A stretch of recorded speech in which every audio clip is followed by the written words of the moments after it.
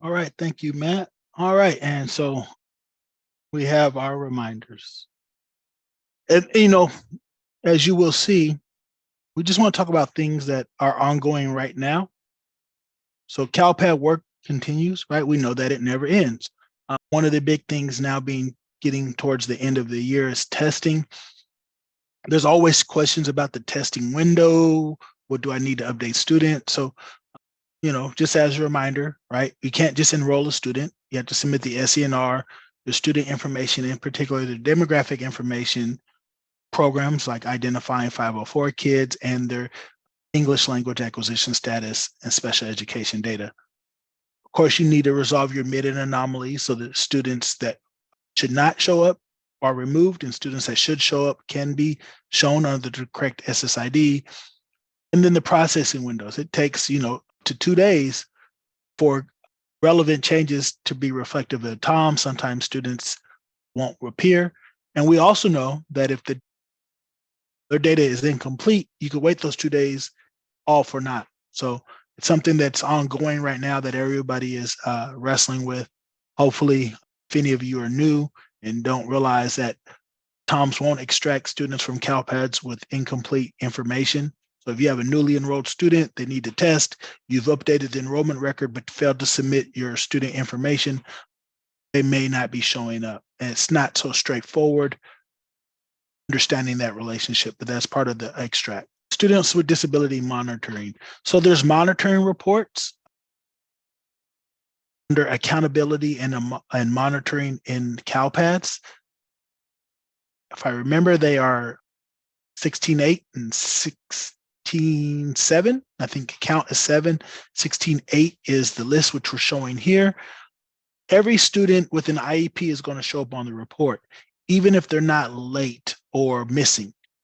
But if they are late or missing something in their IEP, if they're overdue, the monitoring category, column 9, and this is a screenshot from the CalPADS user manual, will show you what category they are in if they're late, and then by how many days. So, if you have a new SEDS data coordinator, which we found there is a lot of turnover, just like there's a lot of turnover with CalPADS data coordinators, just making sure they're aware of this report and understanding how they're used. And, historically, the biggest difference or point of misunderstanding is these two reports show a count of all students with an IEP, not just those who are late, although those who are late are identified in columns 9 and 10. And then your cohort report, right? So, of course, I think this might be the second year that the cohort reports are, available ongoing, right, throughout your submissions. So you can look at, and obviously you cannot identify your graduates and your completers until they've been exited.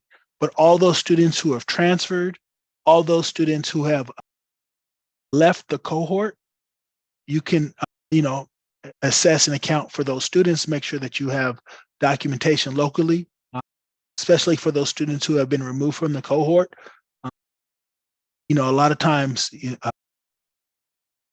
when you have a high number of students who have been removed from the cohort, you may have to provide evidence of this to the CDE. So, you just want to make sure that you're looking at that cohort report. And this is only relevant to those districts 9 through 12. But 15.2, 15.1, they're not certification reports. So that's why they weren't included in any of the submissions that we talked about.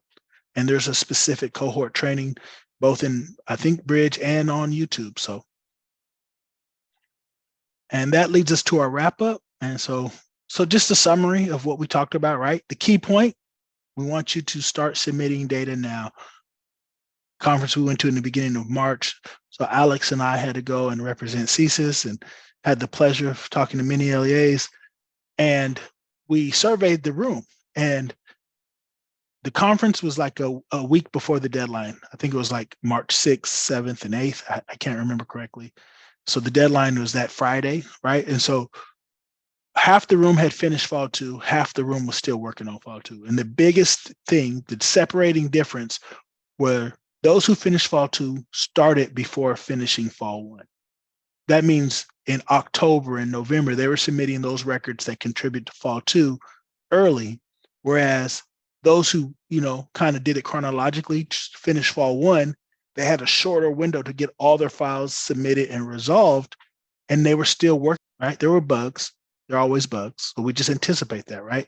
So just to reiterate, submit the data now, extend your submission window by a month. If you haven't started already, we want to encourage you to go ahead. Support is always available, so don't have any apprehension. So key points to remember: understanding the processing method and operational keys will allow you to submit targeted submissions and assist in troubleshooting. Even if you don't have a good grasp of how transaction files are processed and the operational keys, if you have a full replacement file, just submit complete files. That's the simplest way every time, just every time. If you have any trouble, reach out to support early. Trust your support. I was helping someone last fall too, and I told them the easiest way is to delete everything from CALPADS and let's start anew. They were hesitant to do that because it's daunting. I have to start all over.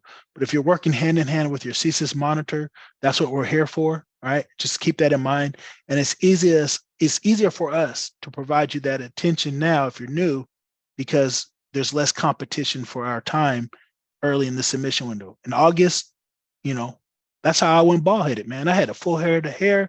I looked like Marshall until I started working at CSIS. Now, I don't know who I look like, George Jefferson or something. I don't know. Then you have your early submission for EOY 1 data will allow you to verify completer and pathway mapping. Again, CERT 123 is the biggest impediment for certifying end of year 1. Kyron's going to talk about this in end of year 1 with Matt. We'll talk about it in reporting and certification. I think there's a slide for it in advance. I mean, it's the biggest impediment. So we will remind you in future trainings. Ensure that your school-wide programs are certified in CARS to overcome the biggest impediment for end of year 2. So again, if you're new and you're done with this training, make a note to yourself after you get a nice lunch, ask somebody about CARS and your school-wide programs. Have they been certified? Start that conversation now. End of year 3 is the single largest data collection, yet every file type other than the STAS can be submitted in advance of the snapshot. Even the STAS for some systems. Again, it was news to us that if you submit your STAS now, if you have a queue from Equitas, that you can look at reports, you can get data to compare. Even if you've got to submit it again, if there's any kind of errors that trigger that prevent this upload of file, you can start identifying those now and correct the records in your SIS so that you can have a successful submission at the end of the school year. Approve EOY 4 early so that CELPAs have time to review the reports. Matt was very keen to remind everyone that the CELPA's indication that I need to look at the report is the email they get when you get an LEA approved status. They can provide a review and useful information if you tell them to look at the reports before it's at LEA approved status. And tell your SEDS data coordinator, right? Not, maybe you don't have that relationship with your CELPA, but you need to get data in to review the reports. CALPADS work is constant. Data submission is required for testing, cohort, and as students with disability monitoring. So just, another reminder that the work is ongoing. Just want to set the expectation for anyone who's new that if you've been assigned CALPADS, you got like a whole job in itself with everything else you have to do. So what's the key point, right? What's the purpose of this training? If nothing else, submit data now, right? If nothing else. And because, the impetus for us to do the primer and everything that we're changing with our training schedule is that we understand the CDE's intention going forward is to shorten the submission windows, and they really want to hold firm. Jerry said, the head of CALPADS Operation Office, there are going to be no more submission extensions, right? We've heard that there's not going to be an extension for this submission or that submission, but we've never heard that blanket statement, there will be no more submissions. So, if we hold him to his word and we expect no more submissions beginning with this, or extension beginning with this end of year, we had to think, what can we do as a training team so that we can, ensure that our LEAs make the deadline. So we're giving, we're providing training earlier this year than we ever have before. So we started with the primer just to encourage everyone to get started now. But the last week of April, if you haven't noticed, we're providing advanced, which is for those more advanced users. These are only for people who need updates. So don't sign up for advanced reporting certification unless this is just reminders for you, right? Reporting and certification starts just 1 week after advanced, maybe 3 days. Sign up for that training. But advanced is if if you have a lot of experience and this is just a refresher, you understand the operational keys and transaction types, go to Slyman's Advanced. That is really high level and it's just reminders. He gets through that in 45 minutes to an hour, no more. So again, trainings are in earnest in May and they're going to end prior to Memorial Day. You could thank me for that because I wanted a stress-free weekend. So you have about a month of training coming up from the last week of April to the third week of May. Resources, we talked about them extensively. This is just a reminder of the different resources and support. So we always encourage you to use the web form. It's direct. It's the fastest way to get support. If you have a chain of questions, when you do the support ticket, it takes a little bit more time, but it links you to your previous requests. So those on the first level who do our intake, they know to direct you, right? If they see several questions from the same person, they might just send it to your monitor as opposed to giving one-off answers and treating them individually. The email works, and some of you find it faster to send the email. Just make sure that you provide the same details that you would in a support request. A lot of times we send the email because it's easier, especially if that question came from a SEDS data coordinator or our administrator. But the setup is a little bit different, and we have to do a little bit more reading, or we may not understand if you don't actually provide the details. So, I just say if you choose to use the email link, make sure you provide the same details that you would if you were going to use the support form. I don't know why you would need to call us, but if you do, it's a voicemail that gets transcribed and eventually put into a ticket. So we don't even have a way of answering a live call, so that I don't want to, suggest to you that this is the great method. But maybe you're driving and you got hands-free and you're talking in your phone. I hate you, CALPADS. I'm having so much trouble. I'm leaving work stressed out. Can someone reply to, maybe that's the scenario. I don't know. But there is a number that would be transcribed into the ticket. It's not an emergency. See, it doesn't say 911, it says 916. So just expect it to be a little bit of a delay. And then your CSIS listserv, it's a two-way form of communication, the link at the top. It's really useful to get advice from your more experienced LEAs.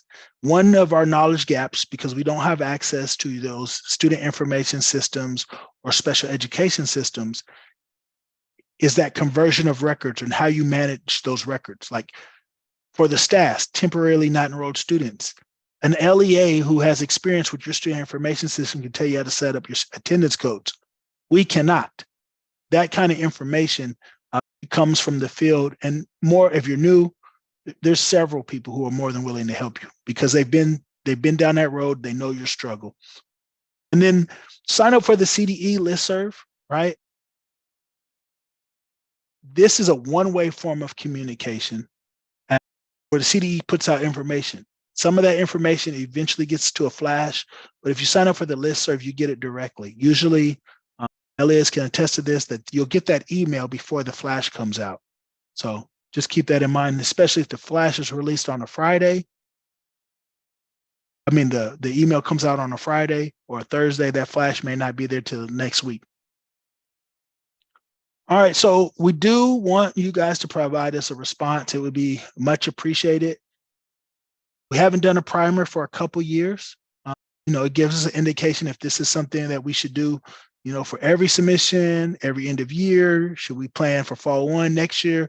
Also, if any of this information was new or useful, or what could be missing, what could make this more valuable to you? If we're going to make the effort of, doing, a submission or a training, before the submission window starts, how can this be more relevant? We'd appreciate that feedback.